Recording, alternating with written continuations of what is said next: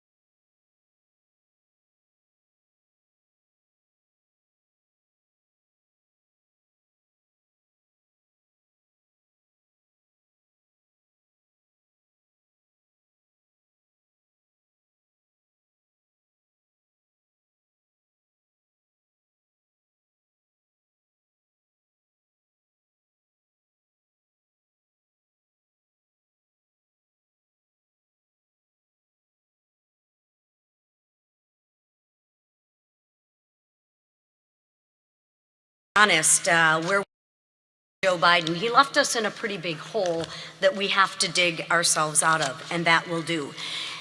Inflation caused families' budgets to rise. Manufacturers were pushed to the brink. Job creators felt like Washington had turned their backs on them. And the American people sent us here to fix that.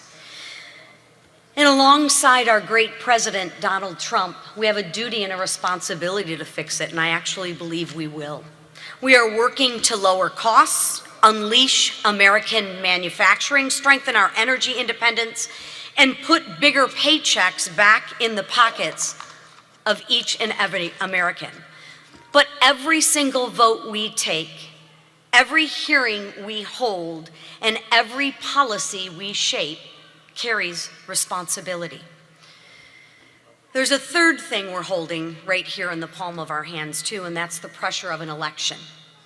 Everyone in this room knows that what's at stake in November. History will tell us that the party in the majority is supposed to lose seats. History tells us that momentum shifts. But I don't know about you, history's been wrong a lot this year. In fact, I think we're about 9-0 when it comes to passing big, beautiful things. The experts say that was impossible. And they were very wrong when they said that we weren't going to elect our current president, Donald Trump. So you know what? I think we are going to defy history again. Now look, I love my life back in Michigan. Before coming to Congress, I had a business, employed several hundred families in and around the state.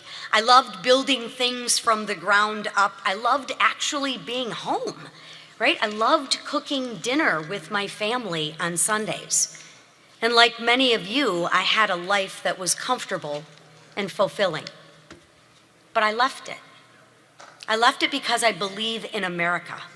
And I left it because I believe America needed change. I believed our country was heading in the wrong direction, and I also believed the window to fix that was getting shorter.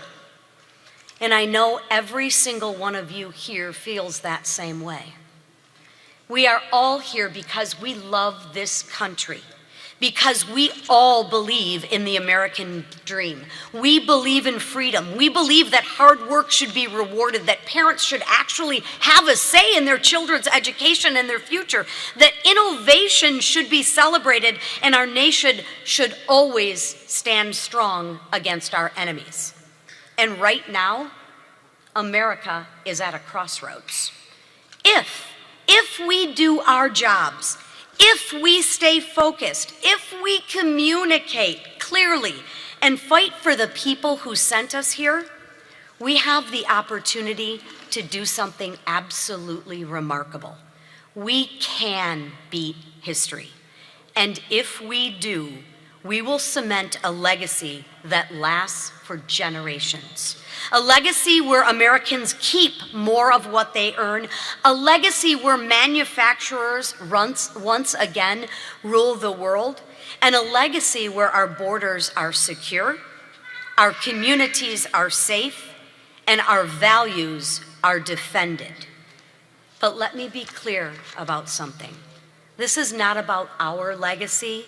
This is about the American legacy. Over the next few days, we're going to talk about a lot of issues. We'll talk about fraud. We'll talk about immigration. We'll talk about the costs of things. We'll talk about reconciliation 2.0. We'll talk about strategy, messaging, and how we move the needle on inflation and how we move the needle in a few key districts. That messaging is critical, and we have to get out there and tell the story. So I would invite everyone to join me in the Bobby Jones Villa throughout the retreat. We've set up a studio there. Please use it for any interviews that you may have. We've sent the information to your DC comm staff, but if not, just come to the Bobby Jones Villa. My staff is there. They are happy to help you with whatever you need to communicate the message, because the message matters. But those are all tools that we need to use. What truly, truly matters is the mission. The mission is making sure that the next generation of Americans inherits a country that is stronger, freer, and more prosperous than the ones they were given. I believe we can defy history because we have the right policies and we have the right people. I believe we can defy history because we have the right team right here in this room, and I believe we can defy history because we have a history-defying president that's on our side, and that president is Donald Trump.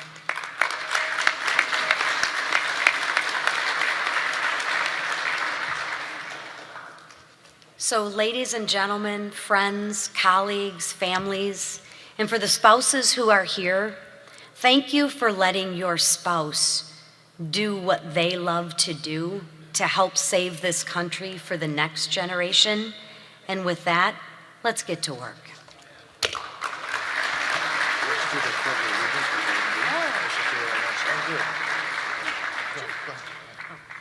We forgot one very important thing, and that was the Pledge of Allegiance. So Mario, you want to lead us? Yes, please stand. All right.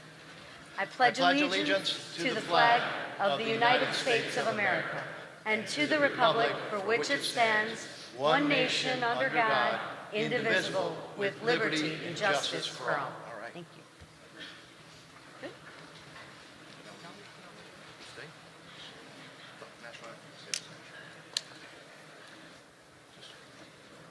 If you could please remain standing for the national anthem of the greatest country on earth. I was going to say.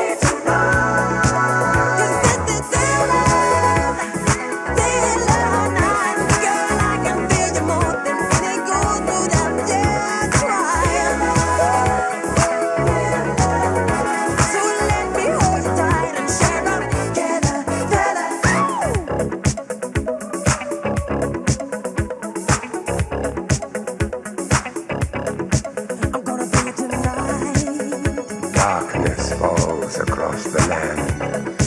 The midnight hour is close at hand. Creatures crawl in search of blood to terrorize your neighborhood.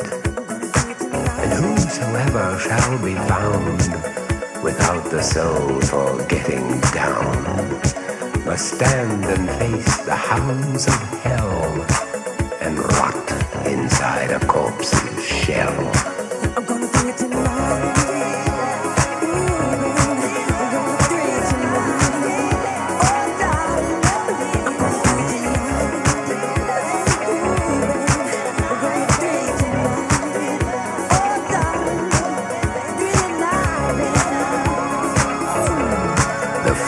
Stench is in the air, the funk of 40,000 years, and grisly ghouls from every tomb are closing in to seal your doom.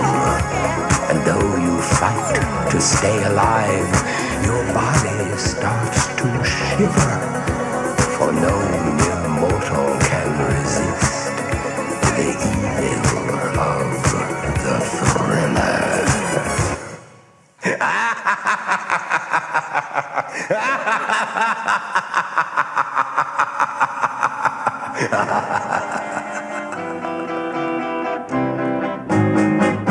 Hold me close, hold me tight, make me thrill with delight. Let me know where I stand from the start. I want you, I need you, I love you with all my heart. Every time that you're near, all my cares disappear. Darling, you're all that I'm living for. I want you, I need you, I love you more and more. I thought I could live without romance until you came to me. But now I know that I will go on loving you eternally. Won't you please be my own? Never leave me alone, 'cause I die every time we're apart. I want you, I need you, I love you with all my heart. Well, I thought I could live without romance until you came to me. But now I know that I will go on loving you eternally. Won't you please be my own?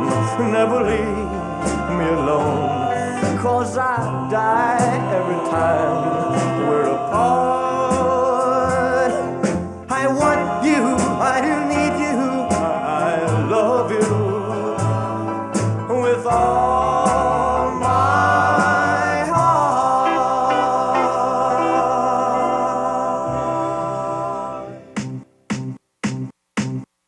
I remember when I lost my mind. There was something so pleasant about that place. Even your emotions have an echo in so much space. And when you're out there without care, yeah, I was out of touch. But it wasn't because I didn't know enough. I just knew too much. Does that make me crazy? Does that make me crazy? Does that make me crazy? Possibly.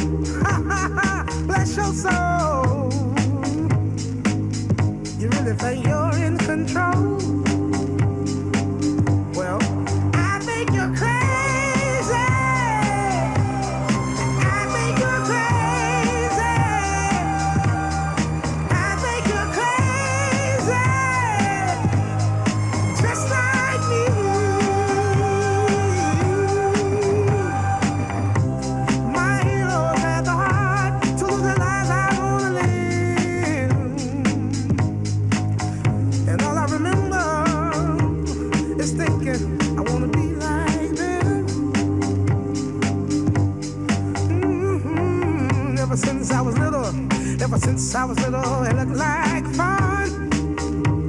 If there's no coincidence, I've come, and I can die when I'm done. But maybe I'm crazy. Maybe you're crazy. Maybe we're crazy.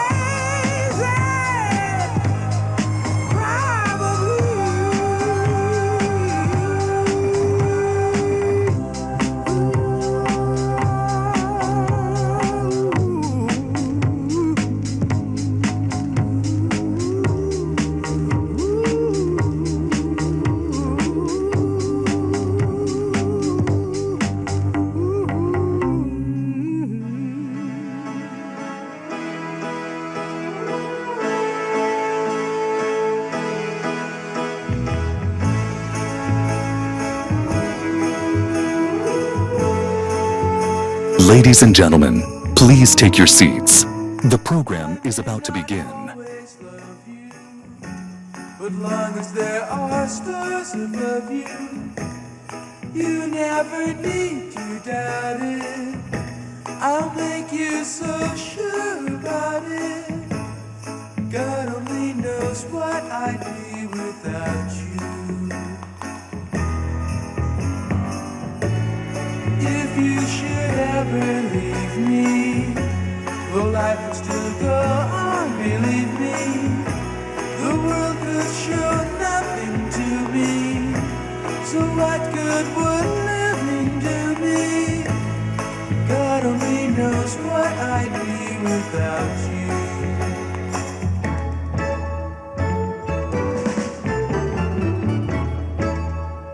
Ladies and gentlemen, please take your seats. The program is about to begin.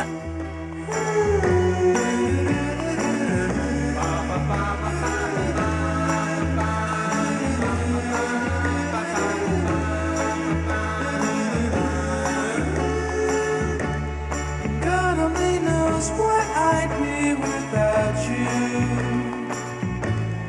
If you should ever leave me, though life would still go on, believe me.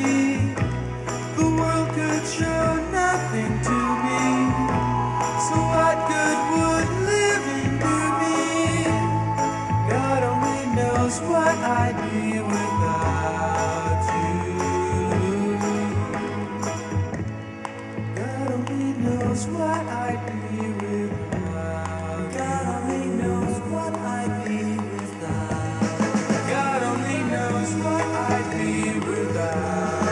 God only knows what I'd be. God only knows what I'd be without. God only knows what I'd be. God only knows what I'd be without. God only knows what I'd be. God only knows what I'd be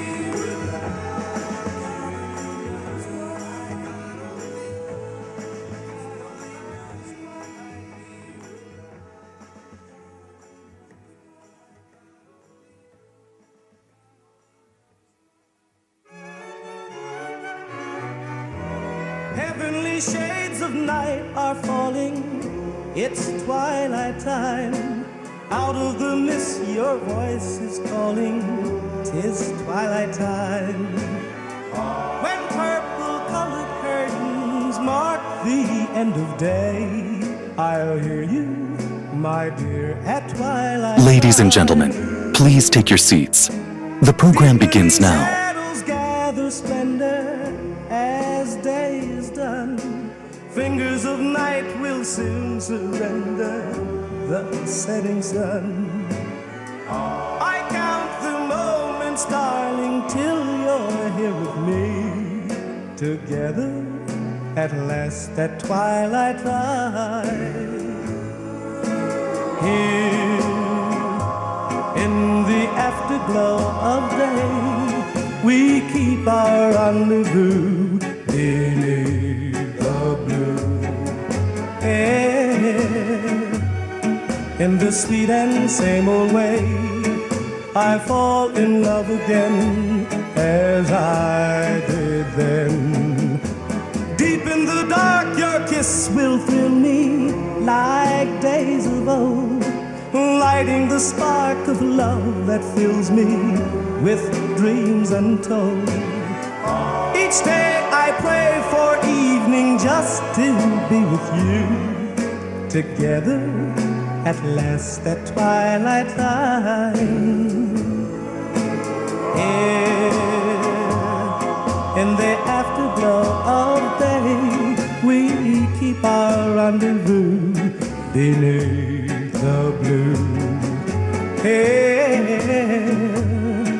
In the sweet and same old way, I fall in love again as I did then. Deep in the dark, your kiss will thrill me like days of old, lighting the spark of love that fills me with dreams untold. Each day I pray for evening just to be with you, together at last at twilight time. Together at last at twilight time.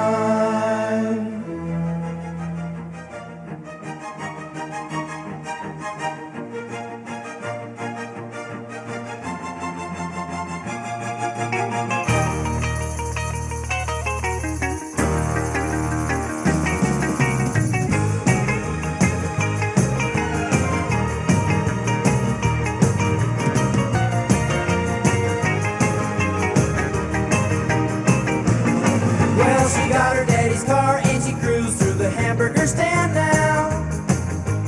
Seems she forgot all about the library like she told her old man now. And with the radio blasting goes cruising just as fast as she can now.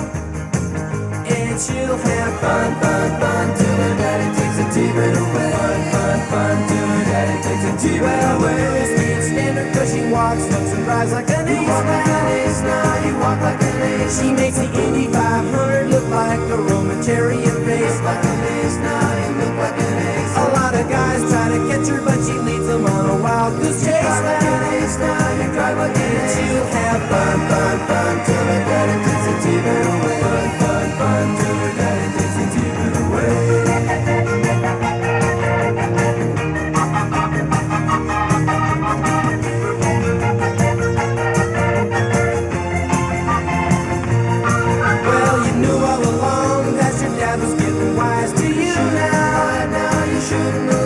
Since he took your set of keys, you've been thinking that your fun is all through. You shouldn't have lied, now you shouldn't have lied. But you can come along with me, 'cause we got a lot of things to do. You shouldn't have lied, now you shouldn't have lied. And we'll have fun, fun, fun, now that daddy took the T-bird away. Fun, fun, fun, now that daddy took the T-bird away. Fun, fun, fun, now that daddy took the T-bird away. Fun, fun, fun, now that daddy took the T-bird away. Fun, fun, now that daddy took the T-bird away. Fun, fun, now that daddy took the T-bird away. Fun, fun, now that daddy took the T-bird away. Fun, fun, now that daddy took the T-bird away. Fun, fun, now that daddy took the T-bird away. Fun, fun, now that daddy. Round, round, get around, I get around, yeah, get around, round, round, I get around, I get around, get around, round, round, I get around, get around, round, round, I get around, get around, round, round, I get around, get around, round, round, I get around. I'm getting bugged driving up and down the same old strip. I gotta find a new place where the kids are hip. My buddies and me, you're getting real well known. Yeah, the bad guys know us and they leave us alone. I get around, round, round, round, I get around, get around, round, round, I get around, get around, round, round, I get around, get around, round, round, I get around, I get around, get around, round, round.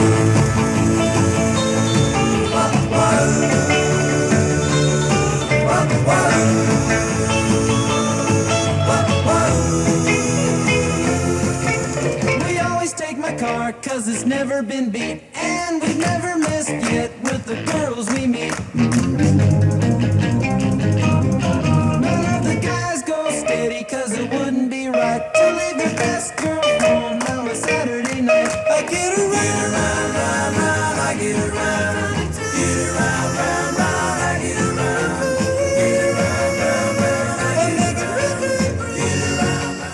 Ladies and gentlemen, please welcome to the stage your House Republican leadership team.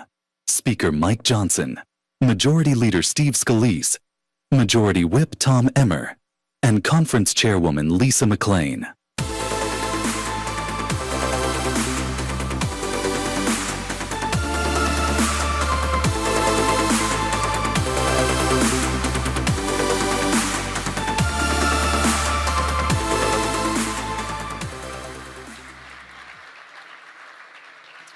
Thank you all so much. Have a seat for just a moment.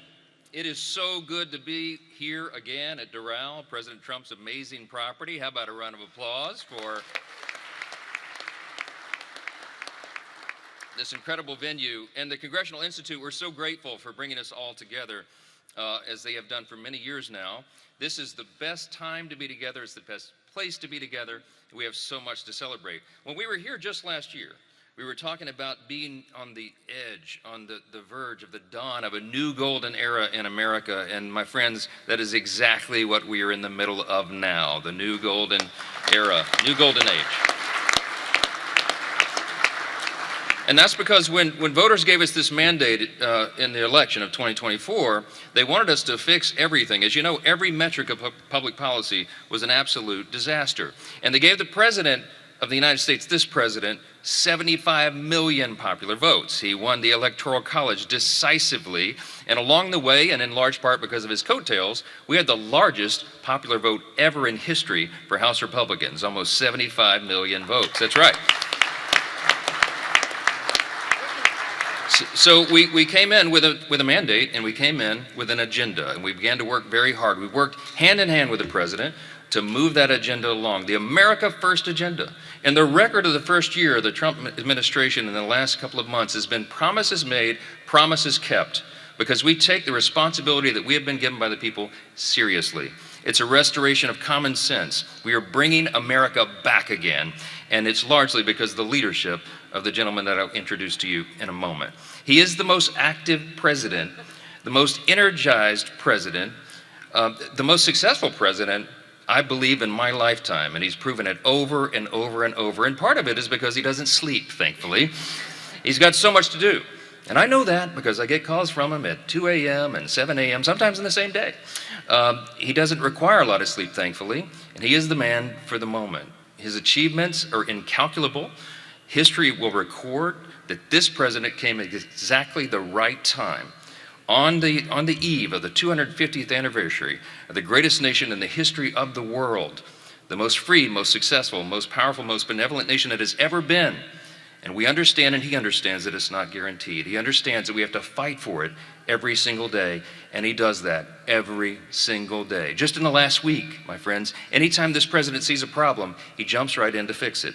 I've been involved in just what I've been involved in the last few days with him. Several days back, earlier in the week, he recognized that the growth of AI and the new tech and the need for data centers around the country and new energy sources. He pulled together all the leaders in the industry. He's the only person that has the gravitas to be able to do that. And he pulled them all together, and they signed the Ratepayer Protection Pledge to make sure that energy prices continue to go down and don't rise, even though the demand, that's right, it's a big thing. And then a couple of days later, we're working hard in the House, and the House leadership team's doing all of our thing, and I get summoned back to the White House. What is it now? Well, the president needs to save colleges and universities. The NIL, the name, image, and likeness madness has really gotten out of control, and the president's decided that he's the man to fix it, and he is. And so he summoned us all together, and I mean, you probably saw 60 of the biggest names in college sports and athletics and college administration, university administration, all summoned to the White House for a productive meeting to get the SCORE Act and our solutions done and finished up. A few days later, I turn on the TV. You know, I'm trying to rest a little bit. The president doesn't. Why? Because now he's back down here in South Florida, and he has brought together and created the New Hemisphere initiative to take out narco-terrorists and secure the hemisphere. This security for the Americas. It's a new initiative that he alone has conceived. This president never stops. There's so much to fix. We have the right man for this hour. History will record one of the most consequential presidencies in the history of this extraordinary country. We are all blessed to be a part of it, to work alongside him in the legislative branch and to get this done for America. We will continue to do that as we head in to the most important midterm election of our lifetimes. We all know that. Without further ado, my friends, I want to present to you not just our host and the property owner, but the 45th and the 47th President of the United States, Donald J. Trump. From the lakes of Minnesota to the hills of Tennessee, across the plains from sea to shining sea, from Detroit down to Houston and New York to LA, where there's pride in every American heart, and it's time we stand and say that I'm proud to be an American, where at least I know I'm free. And I won't forget the men who died, who gave that right to me. And I gladly stand up next to you and defend her still today. 'Cause there ain't no doubt I love this land. God bless the USA.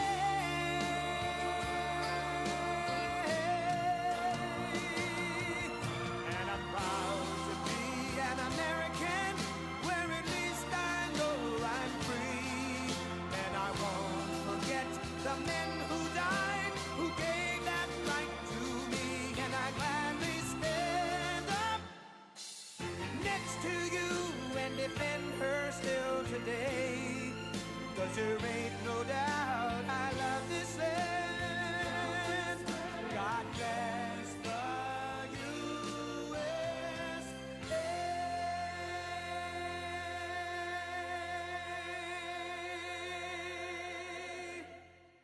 Wow.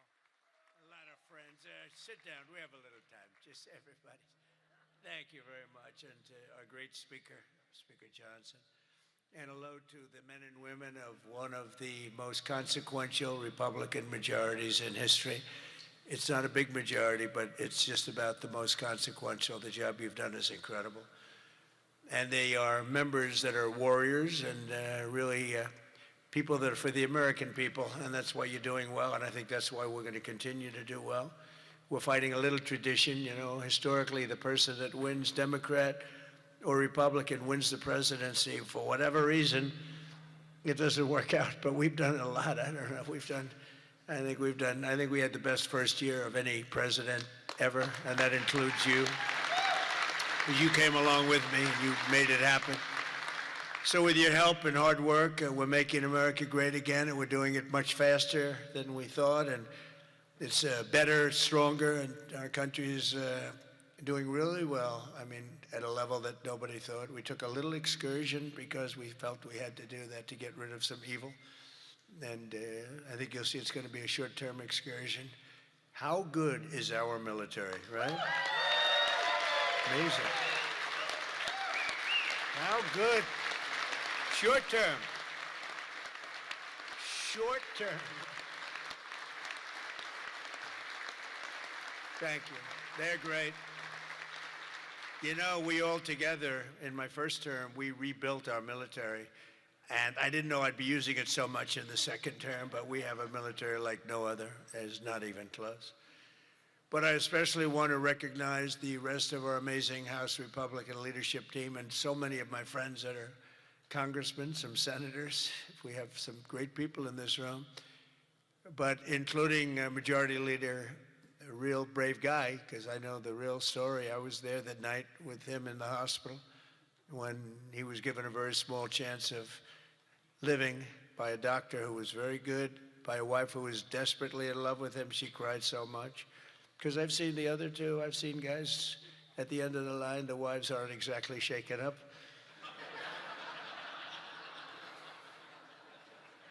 When they don't cry, when they have no tears or any sign of tears, this is not a good sign of a great marriage. But he must have a great marriage, because she was just devastated. She was going to lose her guy. But it worked out that the doctor said more blood was put into him than he's ever seen. He was in big trouble. I looked at him that night and I said goodbye to him, but he made it. He was brave, and look at the way he fought back from so many different things. Steve Scalise.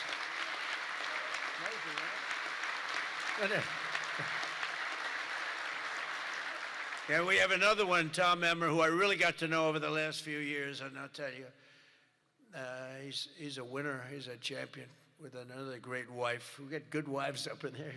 Let's say great wife, fine husband.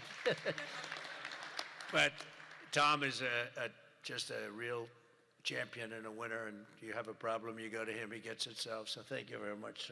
Great job. You've done a great job. And our conference chairwoman is Lisa McLean, and we all know Lisa. Don't get on her wrong side. It can be a very, very bad experience. Thank you very much. Great job, Lisa. Great job. And a very special thanks. You know, you broke a record. This is over 20 million. This is that's the biggest of these type of events that there's ever been by a lot. You know, you didn't just break it, you broke it by a lot. So I want to congratulate you. But there's just great spirit. The Republican Party has fantastic spirit. The level, I don't think, has been seen before. I really don't. We have to get a couple of people on board, which, in at least one case is virtually impossible. I wonder who that might be. A sick person. But I want to say a very special thanks to everyone at the Congressional Institute for helping organize this event. This has been amazing.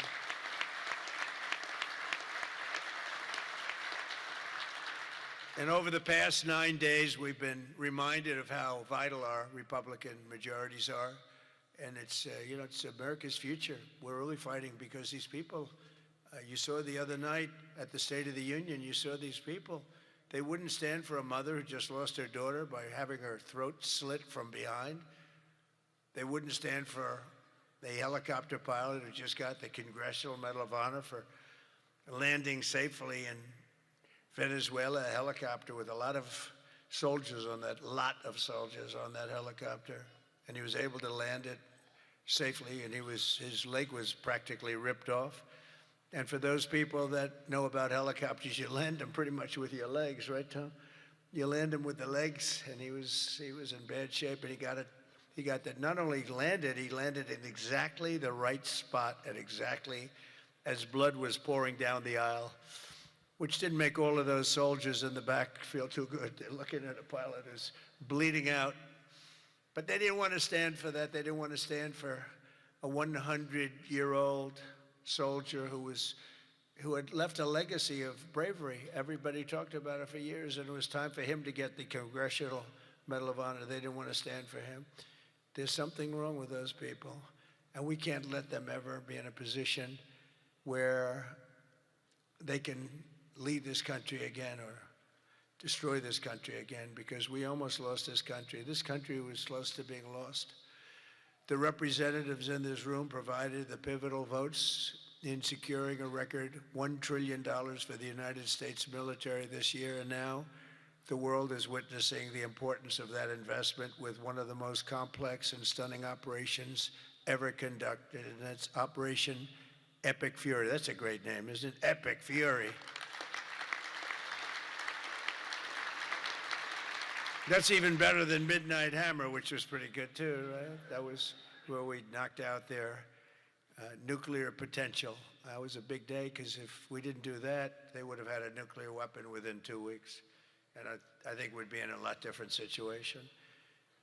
And then you had, of course, what they did in Venezuela, how that was just so far so good. We've done a real job. We've got all good ones. If you go back and you look at Afghanistan with Biden, one of the worst, I think the most embarrassing moment in the history of our country. If you look at what happened with Jimmy Carter, also with Iran, but if you look at what happened with the helicopters and the hostages, it cost them the election. It was what a mess.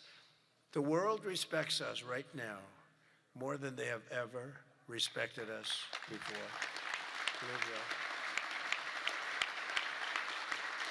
And because of Republicans, you people in Congress, the United States has by far the strongest and most powerful military on the face of the earth. We're the strongest military anywhere in the earth, and now everybody understands it. Together with our Israeli partners, we're crushing the enemy in an overwhelming display of technical skill and military force. Iran's drone and missile capability is being utterly demolished. The Navy is gone. It's all lying at the bottom of the ocean. 46 ships, can you believe it? In fact, I got a little upset with our people. I said, what quality of ship? Excellent, sir. Top of the line. I said, why did we just capture the ship? We could have used it. Why did we sink them? They said, it's more fun to sink them. I said, that's not. They like sinking them better. They say it's safer to sink them. I guess it's probably true. But think of it, we knocked out 46, and actually took 3.5 days. Their terrorist leaders are gone. We're counting down the minutes until they will be gone. Think of it, we had leaders, and they're gone. Then we had new leaders, and they're gone. And now nobody has any idea who the people are that are going to be the head of the country, and will not relent until the enemy is totally and decisively defeated.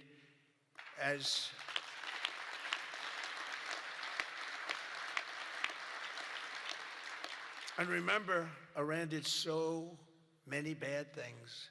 They were really, if you look at Soleimani, who was taken out, as you know that, but you know who. But if you look at Soleimani, the father of the roadside, you call it a roadside bomb because most people don't understand the different terms. It was where they plant bombs in roads as you drive by, happily drive by, the bomb goes off, and no matter how strong the armament, it just kills the people. Or you lose your arms, legs, and face. And those bombs got worse and worse, and he got happier and happier, and we took him out. That was a big thing because he was the head. It might have been a much different story. They may have been much more capable than they are had he lived, because he was capable. He was vicious, violent, and capable. But we got rid of him first term.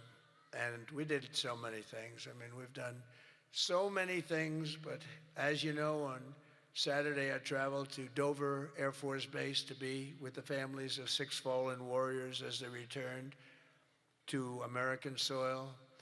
And I know that everyone in this room joins me in sending our prayers and eternal gratitude to the families of those great heroes. Those families are incredible families. Devastating to be. Hardest thing to do. You know, I've done it a lot. The hardest thing to do is to go to Dover, because Dover is where, for the most part, a lot of the fallen, the warriors, the great young people that have died in war, they seem to mostly go to Dover. They come home to Dover. Dover does a great job of handling things. They have men assigned to the family. They have men and women that are incredible, assigned to the families. It's a beautiful thing, but it's also a very sad thing. But they all said one thing to me: make sure you win, sir. Make sure you win. They weren't playing games. They want to make sure. They said it. Everybody said it. They were separate, but everybody said the same thing: make sure you win. We will. We've already won in many ways, but we haven't won enough. We go forward more determined than ever to achieve ultimate victory that will end this long-running danger once and for all. 47 years, it should have been done a long time ago. The world would have been a different place had some president had the courage to go and do it. They should have done it many, many times. They had many opportunities. The United States of America is the greatest and most exceptional nation in human history, and will not be threatened by evil terrorists and lunatics any longer. We just can't do that. And you know, when I always talk about how great our nation is, I don't know, I don't consider our nation very great for 4 years under Biden. We were a laughingstock all over the world. We were a laughingstock. So, you know, I say great, great, great, but I don't know, when you look at what happened with so many different things, the open border, 25 million people, many of them very bad people pouring into our country with open borders that just said, come on in, makes no difference. They emptied their jails into our country. 11,888 murders, 50% of which murdered more than one person. The drug dealers came in, the mentally insane came in, they emptied their mental institutions, they emptied their insane asylum. That's a step above a mental institution. They emptied them all right into our country. And we've done a great job of doing what we've done. Think of it, we have the lowest crime rate that we've ever had. We have the lowest murder rate in 125 years. And we're saddled with all of the problems of the criminals that were let in. You know, look, they're smart people. I know the people that run those countries, every one of them. And they're all streetwise, very smart. And I would do exactly the same thing. They emptied their jails into our country. I said that was going to happen when I heard that they were having open borders. I didn't believe that they were going to have it. When I realized that they actually were going to have open borders, I said, we're going to have every person in jail. We're going to have every drug dealer. We're going to have all these countries all over the world. The Congo, they emptied their jails all the way from the Congo to all parts of South America, Asia. They sent in their people in jail, murderers. Some of the worst people on earth got sent into our country. And I'll tell you what, ICE is unbelievable, what they have to put up with and how tough they have to be.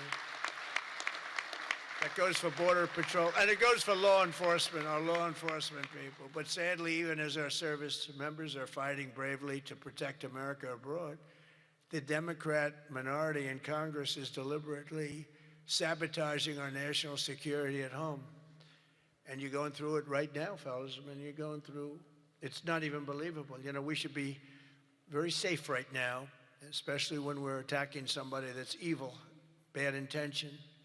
But last week, 53 House Democrats voted against a resolution affirming that Iran remains the world's #1 state sponsor of terror.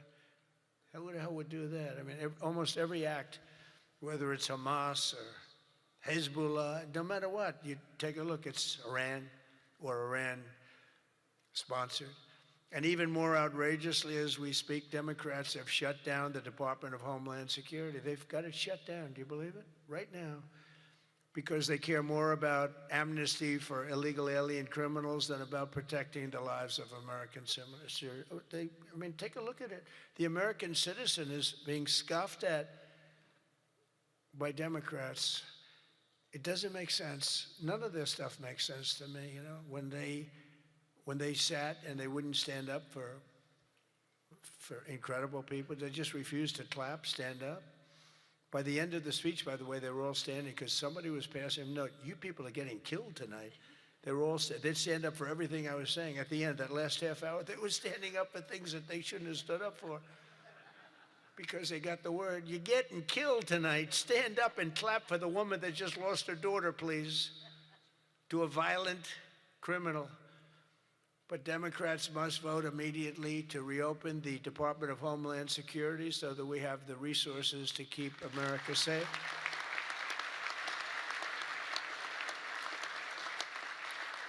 And under our pro-America, pro-worker, pro-family agenda, our country is winning again and America is respected again. And I think we have a country that's as hot as it's ever been, ever before, maybe hotter. And I say it all the time. The king of Saudi Arabia said it to me better than anybody could say it. He said, you know, I get along with him very well, very smart person. He said, you know, a year and a half ago, your country was dead, absolutely dead. We never thought it was coming back. And now you have the hottest country anywhere in the world. It's true. We're the hottest country anywhere in the world, by far. And that's before we showed off our military strength with Venezuela and now with Iran. You know, Iran was supposed to be this big, powerful country. We wrapped the hell out of them. And, you know, I don't know when they cry uncle, but they should have cried it 2 days ago, right? But they don't have anything left. In our country, inflation is plummeting. Incomes are rising. The economy is surging. Our border is the most secure at any time in American history. And the murder rate is the lowest in 125 years. That's before my father was born. My father was born 6 years later than that. I don't know if he'd like me to say that. Never liked to talk about his age. He said, don't talk about that. But think about 125 years ago, 1900, the year 1900. The stock market has set 53 all-time record highs since the election. And it's going to go a lot higher as soon as we get rid of this stuff that we're doing right now, that we really had no choice. I mean, I asked people, I said, would you rather do this or would you rather go along nice and smoothly? but eventually have a catastrophe the likes of which perhaps the world has never seen. And just about everybody says, except for lunatics, that no, you had to get it done. Should have been done a long time ago. The average 401k is up almost $35,000. Think of that. It's at the best they've ever done. And I think you're going to see some real numbers when this gets, because this was always a dark cloud hanging over not only Israel, which was going to get wiped out. You know, if we didn't do that B-2 attack, Israel would have been wiped out. They would have had a nuclear weapon within 2 weeks after that. And even now, I think they were looking to take over the Middle East, because when you look, and we have pretty good proof, all of those missiles that were so stupidly aimed at Qatar, Saudi Arabia, UAE, they were all aimed, and others, at countries that were sort of like, leave us alone. They were all right. They were sort of neutral, but they weren't doing it. All of a sudden, they're getting hit with missiles. And they could have gone one of two ways. They could have gone toward their side, like, we're with you, or they could have gone with our side, and they really went with our side, and they've helped us, and they've been a big force.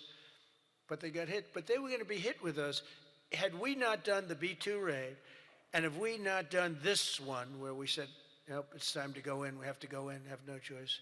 Number one, if we didn't go in, they would have come in after us, because I see the Democrats trying to justify it, and they're failing because the voter on the street is saying, you've got to be kidding. But I see where they're going, where they're always saying, no, there was no reason. Well, I'll give you the best reason of all. Within a week, they were going to attack us 100%. They were ready. They had all these missiles, far more than anyone thought, and they were going to attack us. But they were going to attack all of the Middle East and Israel, and if they had a nuclear weapon, they would have used it on Israel. And this was going to be a major attack. And they had all of those missile sites and all those launchers that we got rid of, about 80% of them right now, by the way. Got rid of most of the, see, it's died down to a trickle. They have very few launchers left. What our military has done is amazing. They wiped out almost 20%, maybe 22, 23%, but the rest are going very quickly. And the missiles have been largely knocked out. The drones have been knocked down, and we're hitting where they make the drones. We know them all, and we're knocking the hell out of that now where they manufacture the drones. A lot of work, a lot of brilliant work, but we're going to have a much safer world as soon as it's finished, and it's going to be finished pretty quickly. With the help of our House Republican majority, we passed the largest tax cuts in American history, and we have to be talking about it. And with the great, big, beautiful bill, we delivered no tax on tips, no tax on overtime, and no tax on Social Security for our great seniors. And we did something else which is great that nobody ever talks about, Tom, and we have to talk about it. We made interest on auto loans fully deductible. That's never happened. We've never had that. Rich people always get deductions, but middle-income people, people that have to struggle a little bit, never did. But now they can deduct the interest paid against their taxes. We have one little proviso, and I put this on, it's very important, only if the car is made in America, all right? That's going to have a huge impact. That's going to have a huge impact. We passed the Trump accounts to give every child in America a head start on the American dream, and that's so good. It was,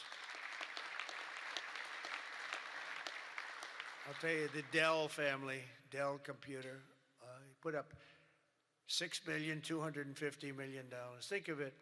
He started with very little, nothing, very, very little. Started making computers on his bed, and he said, yeah, people started liking them better than the ones from the store. And he never stopped. And he can write a check for $6,250,000,000. He said, and his incredible wife, Susan, they said it's the best thing they've ever done. He's so proud. He's going to do it again. Going to do more.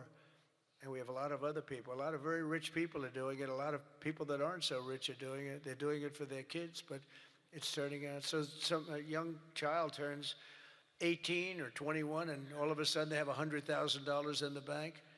What a difference that is between having that and having nothing. And it could be more than that. It could be a lot more depending on what happens with the world.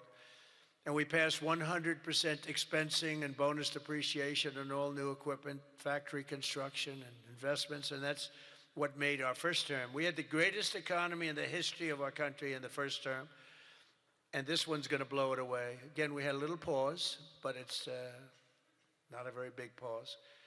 With your help, we also passed the largest regulation cuts in American history, ending the Green New Scam, one of the greatest scams in history, and massively increasing production of American oil, natural gas, and clean, beautiful coal. We brought coal back. You're not allowed to say coal without clean, beautiful. Got to be clean, beautiful.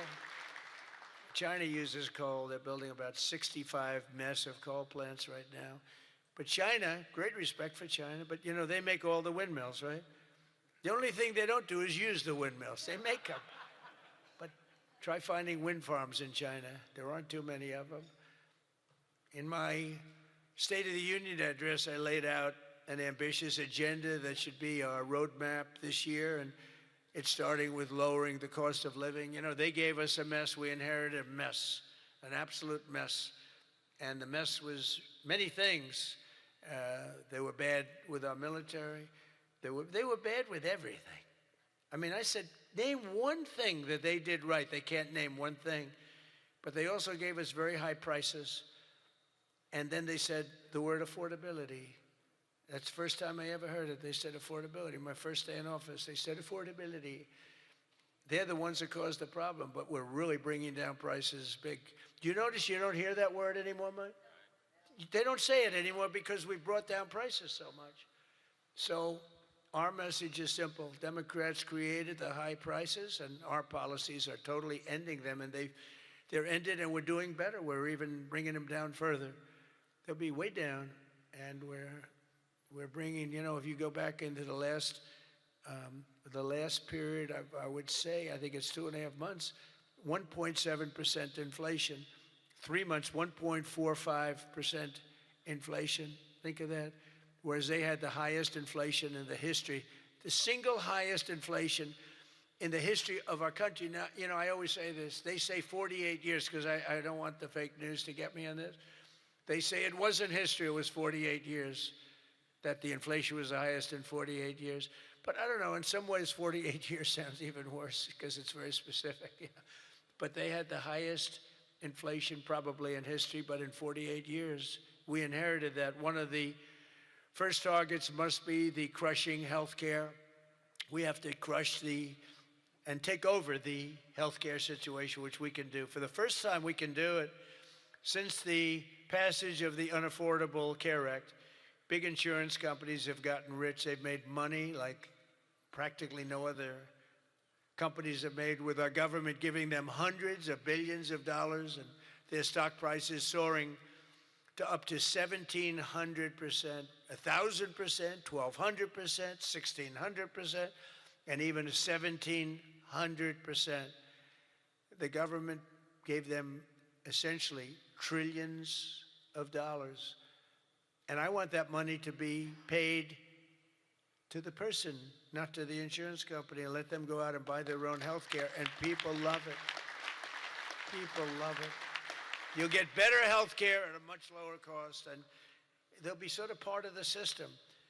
But the money we spend is so much. We spend numbers that nobody could even believe. But the health care companies, because the Democrats are owned by the insurance companies, remember that.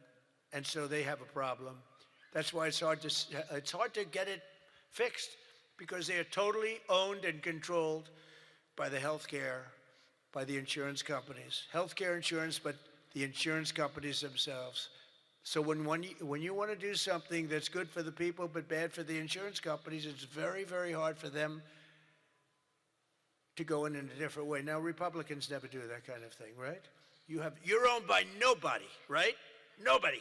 See, a young girl up here say, yes. Some of them are a little bit shaky, but they're Republicans. We love them. We love them anyway, right, Mike? But they are owned by those big, powerful insurance companies that are making a fortune, and it's hard to get them to do the right thing. They know what the right thing is. So we want the money to be paid directly to the people and let the people go out and buy their own health care, and people love it. They love it. We can own the issue. For the first time ever, Republicans can own that issue. I'm also asking you to take swift action to codify my most favored nation policy on drug prices, the biggest. That alone should win the midterms.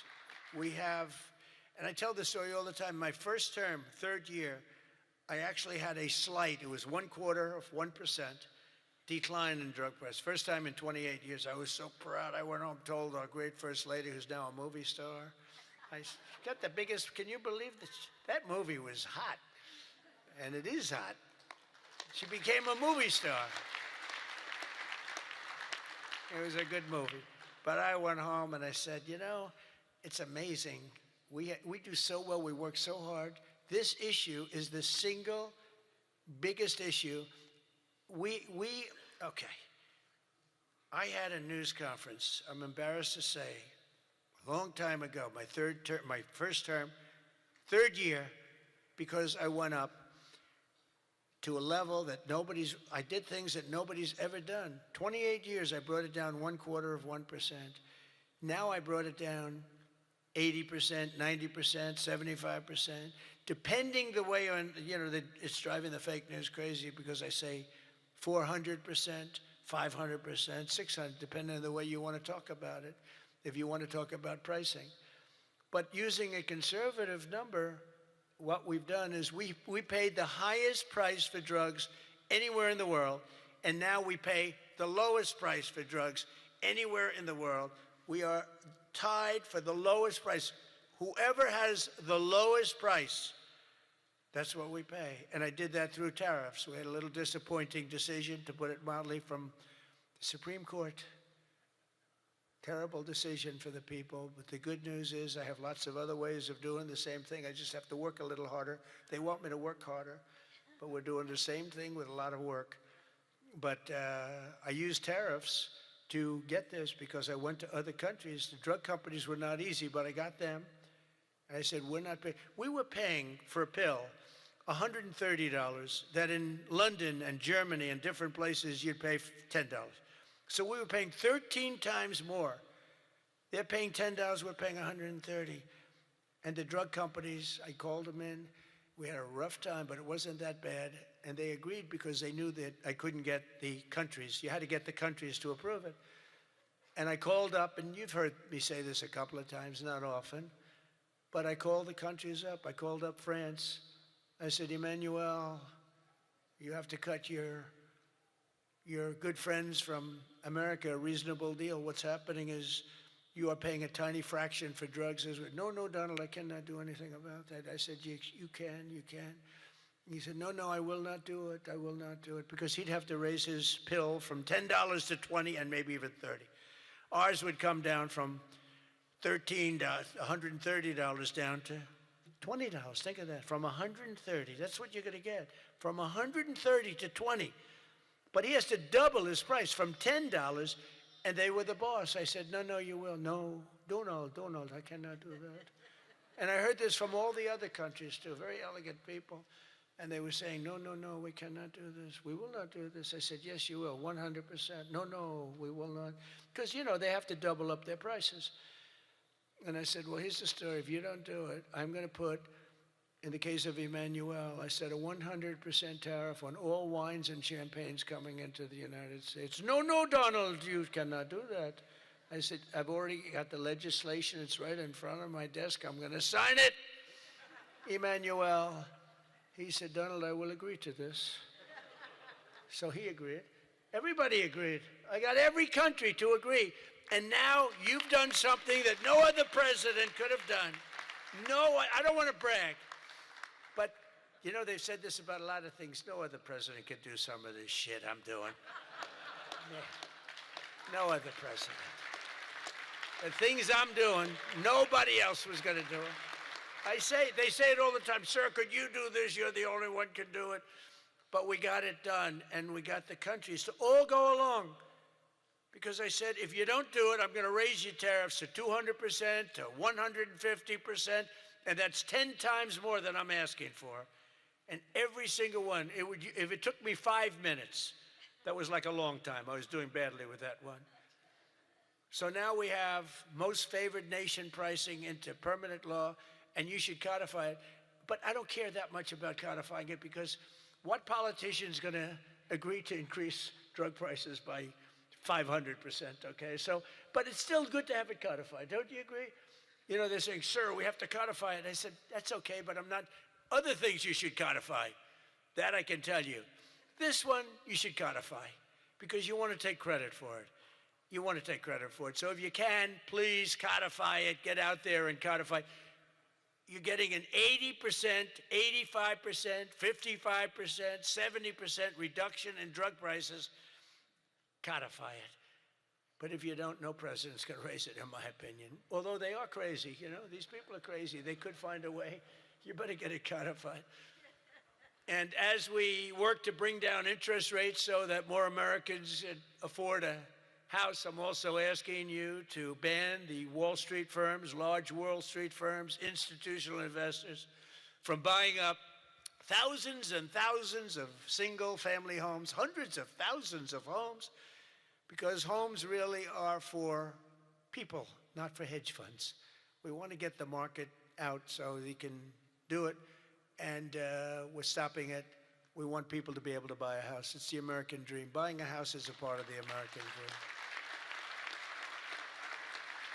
And we must also stand up for the safety of our citizens. One of my guests at the State of the Union was Anya Zarutska, the mother of beautiful 23-year-old Ukrainian girl who was stabbed to death on a train in North Carolina by a deranged criminal, arrested more than a dozen times. And I had the mother, as you know, at the State of the Union, and she was devastated. Beautiful woman, devastated. Uncontrollably devastated, and we couldn't get one Democrat to even clap. The Republicans clapped and went wild, and they loved her. Not one Democrat in that whole room even thought about clapping. They sat there frozen-faced, disgusting. House Republicans should get every member of Congress on record and pass a tough new crime bill that imposes harsh penalties for dangerous repeat offenders, which this nut was, cracks down on rogue judges and prosecutors, and ends no cash bail once and for all. No cash bail is a big part. I mean, you have a man murder somebody, and by that afternoon, he's out on bail. No cash bail. It's a huge problem. We also need to end deadly sanctuary cities, and you have bills before you now, and you're working on things, but hopefully you can do that, Mike, because it's terrible. They're sanctuary for criminals. That's all they are, sanctuary for criminals. They fight ICE all the time. That was the problem up in Minnesota. They had a lot of criminals in there. They wouldn't give it to us. And to stop illegal aliens who cannot even speak English from driving 18-wheel tractor trailers, they have no idea what they're reading. I wouldn't be able to do it in their countries. There's arrows, there's speed limits. They have no idea what they're reading. And in many cases, they're on drugs on top of that. We need to ban any state from granting commercial driver's licenses to illegal aliens. Have to do it. And I want to thank House Republicans for passing another common sense measure. I would think it's the easiest thing. I just told Mike. You know, you were at $19 million. I have to say this because I've never contributed. I was a huge contributor for years and years. Once I became president, I never contributed any money because the greatest thing about being president is I no longer have to contribute. Nobody ever asked me for money. They asked me for my endorsement. I've endorsed just about everybody in the room. But keep winning, right? Yeah. 124-0 this Tuesday. 124 wins, no losses. Is that good?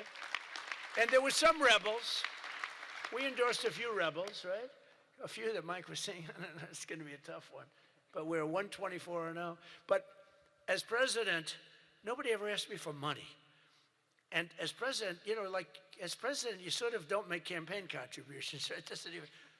But I heard you were at $19 million today.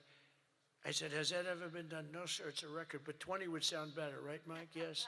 He said, I'm going to give you $1 million. It's the first time I've done that. I never did it before. I never did it before.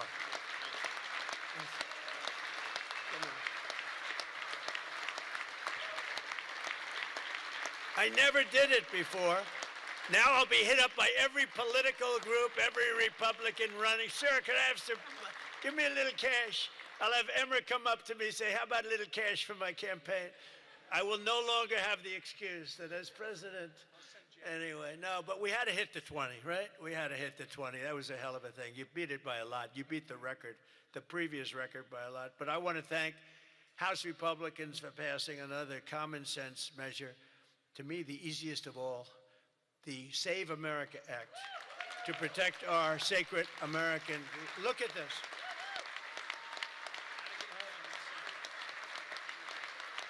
Look.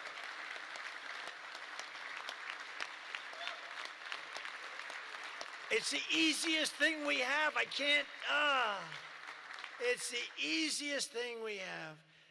Now, the problem is you call it the SAVE Act, and nobody knew what the hell the SAVE Act. Have you been seeing, I've been working overtime the last month. It's called the, capital of the Save America Act. And I saw Schumer yesterday, we will stop Save America. He's getting killed. They can't do it. And then the things within the Save America are so good. But just the title. So we had that with MAGA. Greatest name of all time. Make America Great Again. MAGA. It just worked.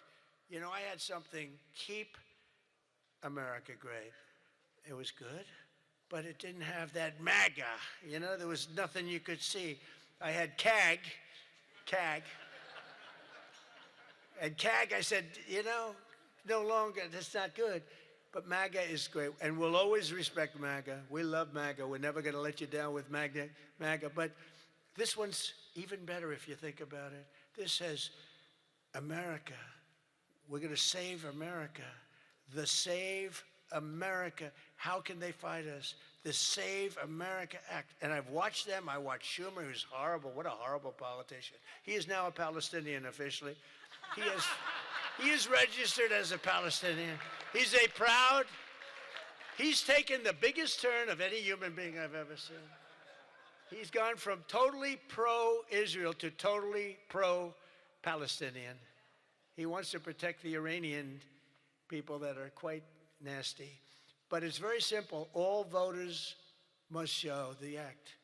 Voter ID. Ready? This is not complicated. Voter identification. Now, I have a whole list, but I don't want to put, I have like hundreds of things on the list. If you go shopping, if you do this, if you buy a car, if you license a car, if you point to everything you need to have identification. So all voters have to show identification, ID. All voters must show proof of citizenship in order to vote. So you have ID and you have citizenship. So far, good. No mail-in ballots except for illness, disability, military, or travel. Mail-in ballots are a disaster. Jimmy Carter, the best thing he ever did, he headed a commission after he was president. It was the single best thing, and he did a thing on mail-in ballots. He said mail-in ballots should not be allowed because they are inherently dishonest. And we have seen it time and time again, and we just keep going with it. And I put that down as a top 3. Look, no mail-in. Now, you have the exceptions for the military, and I would even say foreign-based military. But for the military, for disability, for illness, and if you're traveling, you know, you have an excuse. And I was lenient on that. But those 3 things. Then I added 2 more. These are best of, you know, best of. These are called best of Trump. We should also add on to this bill. And so what I've asked Mike to do is to draw a new one with these few things added. And let's go for the gold. Let's not just get one like voter ID, but, you know, it can be given to you by your daughter. You know, your daughter, she has to be of age, like above 6 years old, she's allowed to say. You had to see some of this stuff is so bad. They're doing everything possible because they know if we get this, they probably won't win an election for 50 years, okay? And maybe longer. And they're going to fight like hell. But boy, do they get killed. Because even the Democrats, you saw the numbers today, Democrats voted 86% that this stuff should be passed. The Democrats, with Republicans, you're at 98%. But Democrats are at 86, except for the people that run the Democrat Party, because they want to try and win elections illegally. It's the only reason you vote against voter ID is because you want to cheat. There's no other reason. They come up with reasons. They say, it's racist. That's their number one, racist. Then you have to explain it, and they're just sitting there mumbling. They can't explain it. And it's actually very insulting when they use the term racist. Very insulting to the people that they're trying to so-called defend, but they're not defending. Then I wanted to add two more to it because they're, I say 95%, maybe 100%. No men in women's sports, very simple. Add that in. And I wanted to add in one other, I'm not even adding in no open borders because, you know, there's some people that like open borders. These people are crazy, but that's okay. Because I want 5 things that are like close to 100%.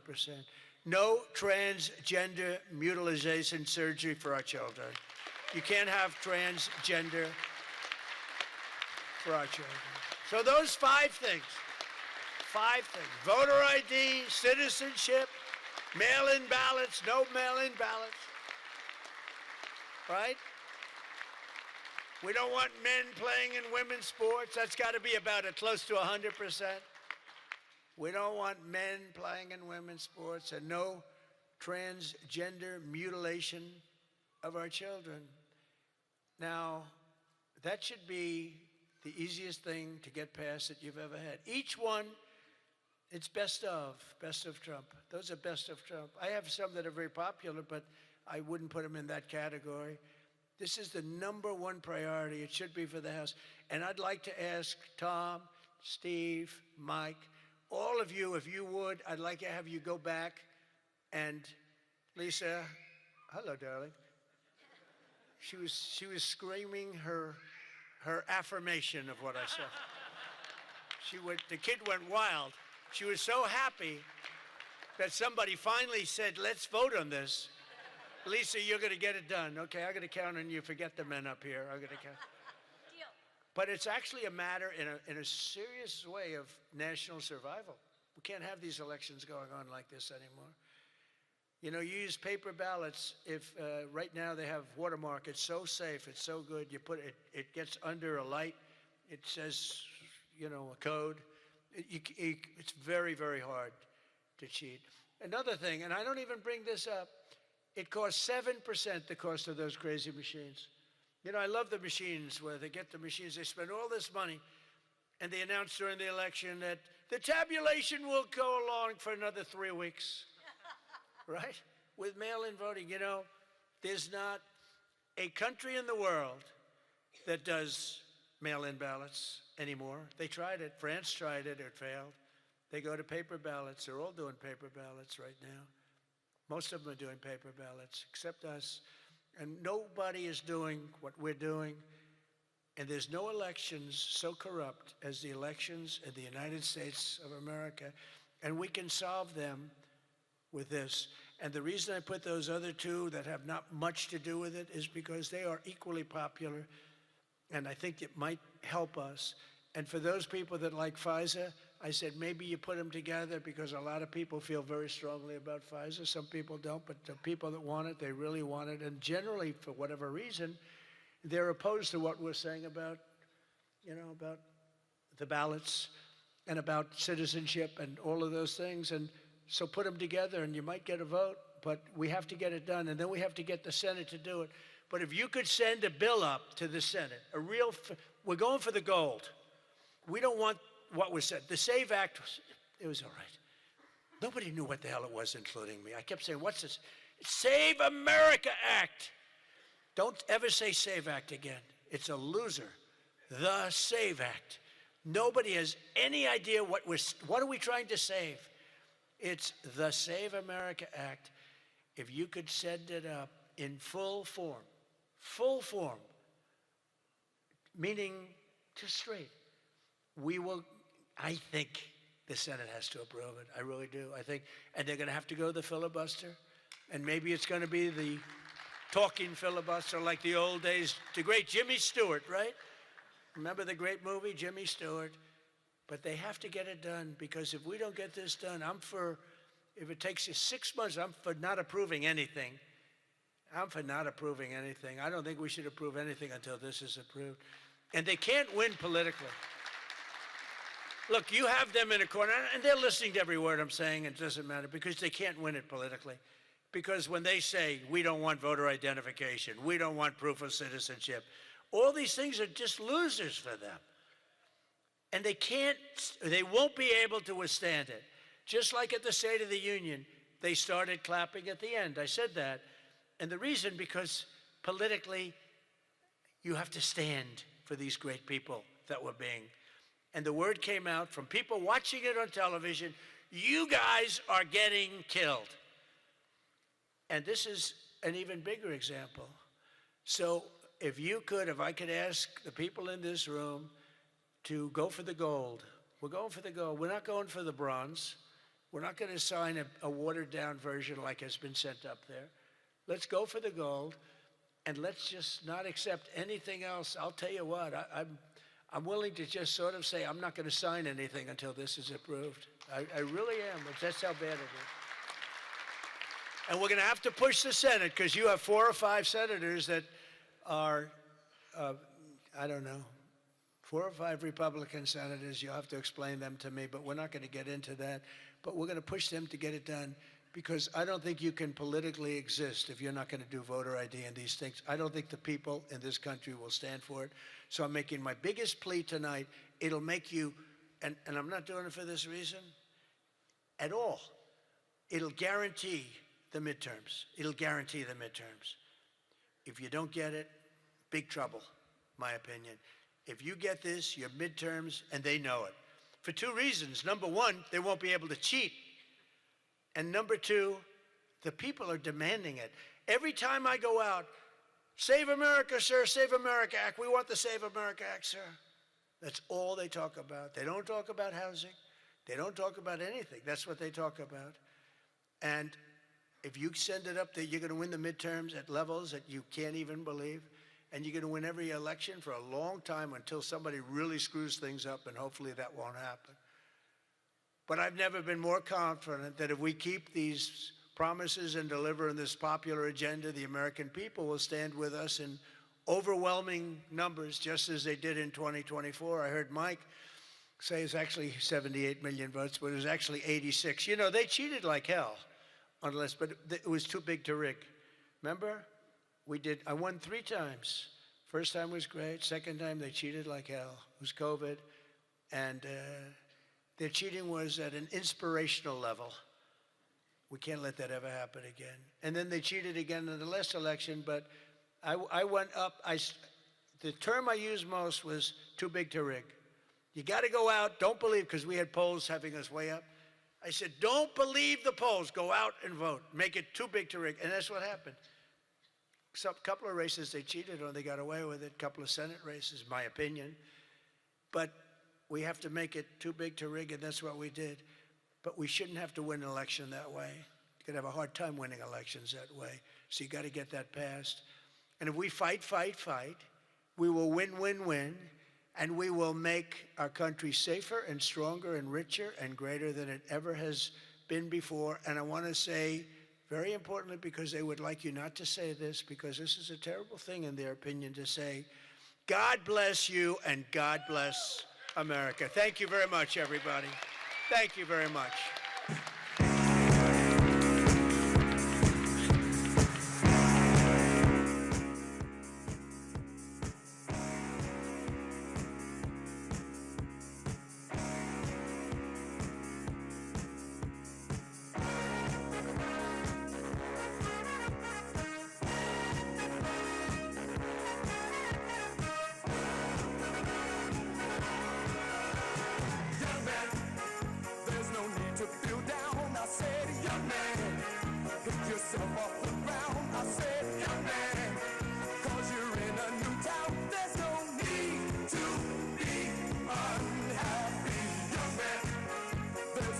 You can go, I said, young man.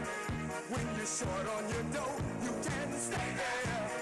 And I'm sure you will find many ways